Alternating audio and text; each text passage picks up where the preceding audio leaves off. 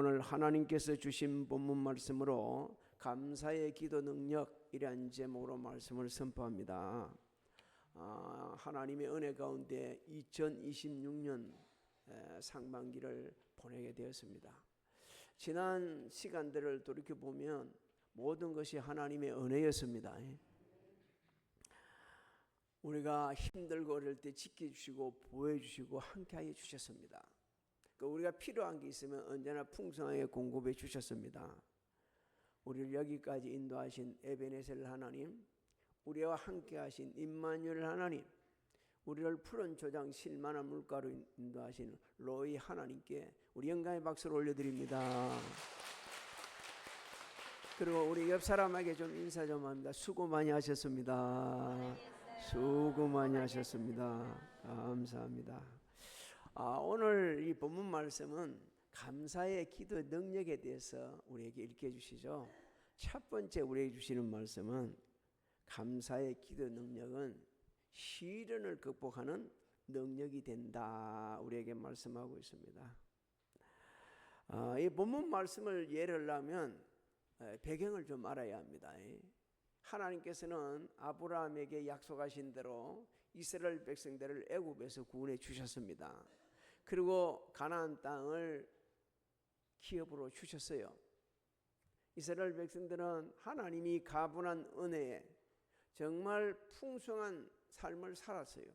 근데 갈수록 영적으로 도덕적으로 타락을 합니다.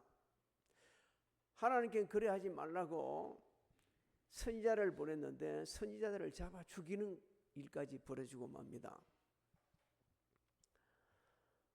결국 솔로몬 시대 이후 나라가 분열되고 북이스라엘은 남유다보다 약 한 130년 전에 먼저 아수르에 의해서 멸망을 당하죠. 남유다는 아수르에 멸망당하는 북이스라엘을 보고도 회개하지 않고 계속 영적으로 도덕적으로 타락하다가 바벨론에서 멸망을 당합니다. 우리가 잘 알다시피 남유다의 마지막 왕이 시드기야입니다. 시드기야 때 하나님께서 유다를 멸망시키지 않기 위해서 항복해라. 그런데 시드기야 말 안 듣습니다. 결국 완전히 멸망을 당하고, 그때 왕족으로부터 시작해서 많은 지도자들, 유능한 청소년들이 포로로 많이 잡혀갑니다. 그 포로를 잡혀간 사람들 중에 다니엘과 우리가 잘 아는 세 친구가 있어서 하나냐, 미사엘, 아사라가 있었어요. 이들이 나중에 이름이 바뀌죠.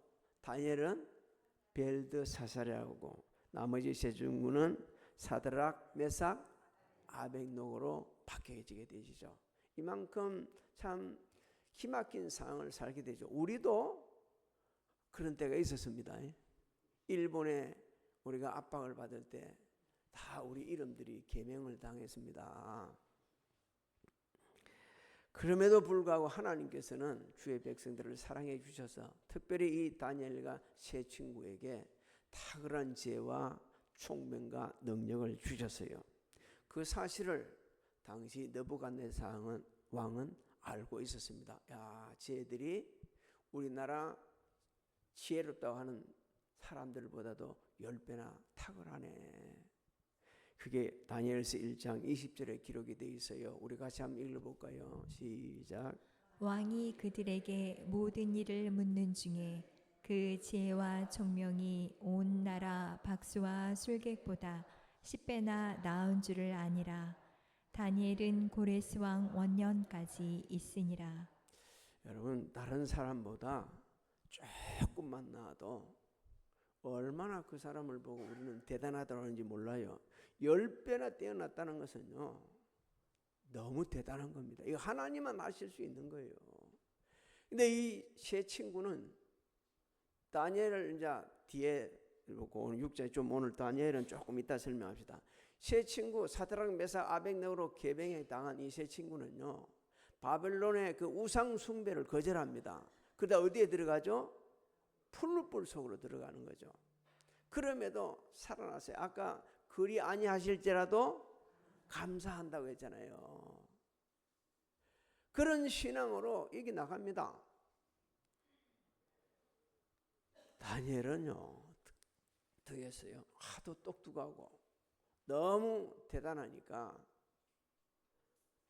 정권이 계속 바뀌었어요. 바벨론이 이제 무너졌어요. 오늘 본문 말씀은 메대 다리오 왕이 정권을 잡았습니다. 그때도 아주 높은 간직에서 일을 하고 있었습니다.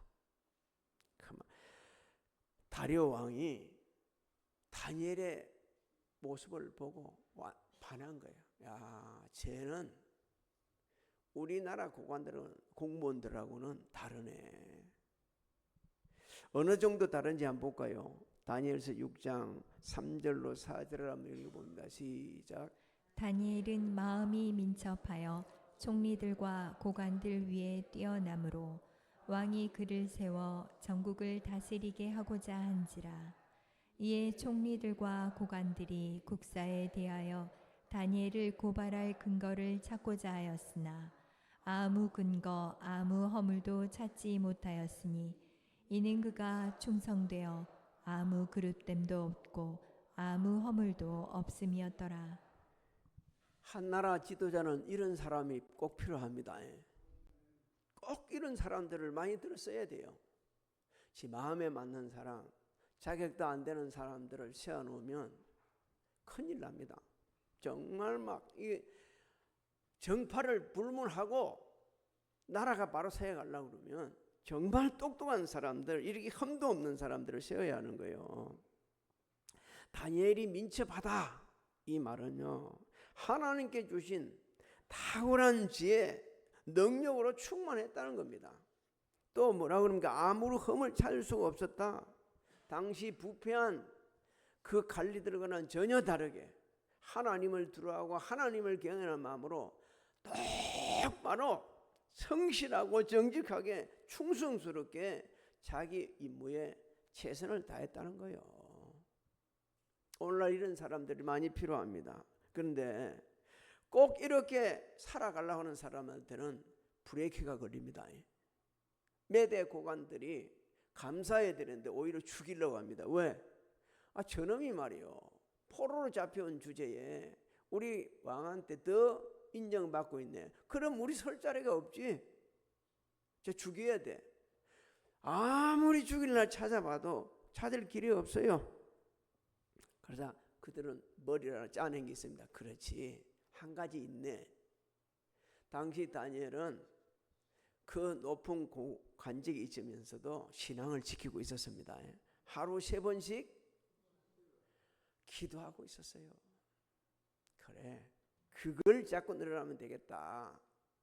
그래서 얘들이 생각내기를, 그러면 한시법을 정하자. 왕한테 가서 얘기를 하죠.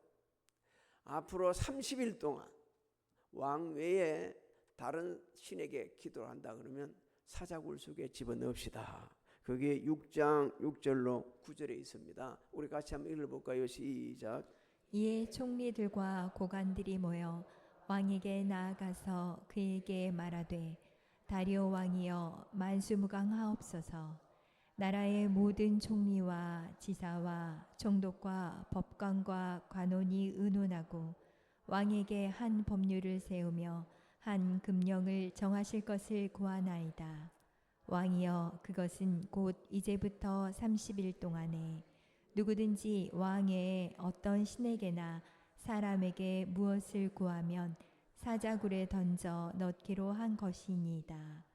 그런즉 왕이여, 원하건대 금령을 세우시고 그 조서에 왕의 도장을 찍어 메대와 바사에 고치지 아니하는 규례를 따라 그것을 다시 고치지 못하게 하옵소서 하매, 이에 다리오 왕이 조서에 왕의 도장을 찍어 금령을 내니라. 죽은 나사로 무덤 앞에서 뭐 했습니까? 감사하며 기도했어요.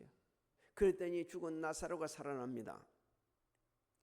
빈들의 굶주림 속에서 말씀을 듣는 자리를 떠나지 않았던 그 군중들을 불쌍히 여기고 하나님 앞에 어린아이가 바친 보리떡 5개 물고기 2마리를 가지고 감사기도, 축사란 말은 감사입니다. 감사기도 드렸더니 오병이의 기적이 일어났습니다. 주님이 우리에게 보여주셨어요. 우리도 감사기도 해야 되는 겁니다. 그런데 주님이 말씀하셨네. 앞으로 감사하며 기도하는 사람 없어진다. 누구를 통해 가르쳐 줬습니까? 10명의 문둥이를 치료해주고 돌아온 한 사람을 통해서 우리에게 가르쳐 주셨어요. 지금 시대가 그렇습니다. 온 세상이요, 감사가 메말라 버렸어요. 교회 안에 몇 번 제가 제가 이 얘기 한 게 아니고 연구를, 우리 교회, 한국 교회를 연구한 분들이 얘기했습니다. 가장 많이 메말라 버린 헌금이 뭐냐? 감사 헌금이 없어졌다는 거예요. 없어져. 지금 세상도 감사가 없고 교회도 감사가 메말랐습니다. 오늘 하나님께서 우리에게 말씀을 하십니다. 네가 정말 감사 기도하는 몇 번이나 해봤냐? 이렇게 묻는 게 아니고 이제부터 너 고쳐야 된다. 범사에 감사할 수 있는 사람이 돼야 된다. 왜? 이것이 누구 뜻이라 그랬죠? 그거 우리 함성해 볼까요? 항상 쉬지 말고 범사에 이것이 그리스도 예수 안에서 너희를 향하신 뜻이라 하셨어요. 우리는 하나님의 뜻은 해도 되고 안 해도 되는 게 아니고 반드시 그렇게 해야 됩니다. 모든 상황에서 감사할 수 있는 사람, 모든 상황에서 감사할 수 있는 사람은요, 정말 믿음이 성숙한 사람이요, 영적 눈이 열려져 있는 사람입니다. 그래서 모든 상황 속에서 하나님의 섭리하심을 바라보는 거예요. 내가 나된 것이 하나님의 은혜입니다. 다른 사람보다 수고 많이 했지만 내가 한 것이 아니고 나와 함께 하신 하나님의 은혜입니다. 어린아이 시절 사도 바울은 그렇게 하지 않았습니다. 장성한 후에 어린아이를 다 던지고 나고 나니까 그렇게 고백할 수가 있었어요. 고통 속에 괴로워할 때도 하나님의 섭리하심을 바라보는 거예요. 아, 이 고통을 통해서 하나님께서 내게 주시고 하는 어떤 메시지가 있네.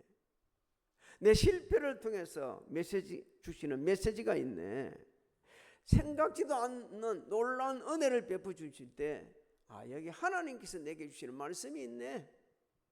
영적 눈이 있으니까 보는 거예요. 그래서 모든 것이 하나님의 은혜입니다. 하나님 감사합니다. 이렇게 하는 겁니다.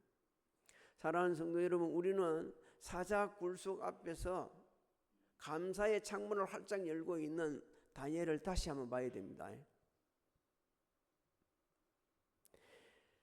그러기에 다니엘처럼 절망적인 상황에서도 감사의 창문을 활짝 열게 되지면요, 우리 속에 염려 걱정이 사라집니다.